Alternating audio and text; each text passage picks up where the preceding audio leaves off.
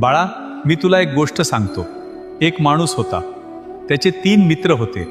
त्या माणसाच्या मृत्यूच्या अखेरच्या वेळी ते तिन्ही मित्र त्याला भेटायला आले.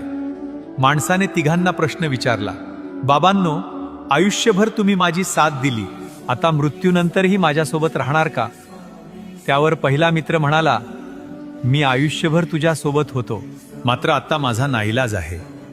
दुसरा मित्र म्हणाला, मी तुझ्यासोबत तुझा अंत्यविधी पूर्ण होईपर्यंत राहू शकतो. तिसरा मित्र म्हणाला, मी आयुष्यभर तुझ्यासोबत होतो आणि मृत्यूनंतरही मी तुझ्यासोबतच राहणार. हे 3 मित्र कोण होते ठाऊक आहे?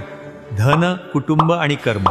धन तोवर तुमच्यासोबत असते जोवर तुम्ही जिवंत असता, आणि कुटुंब तुमच्यासोबत असतं जोवर तुमचा अंत्यविधी पूर्ण होत नाही.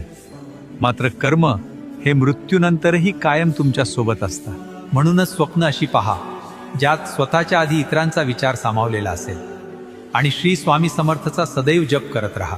भिवू नकोस, मी तुझ्या पाठीशी आहे.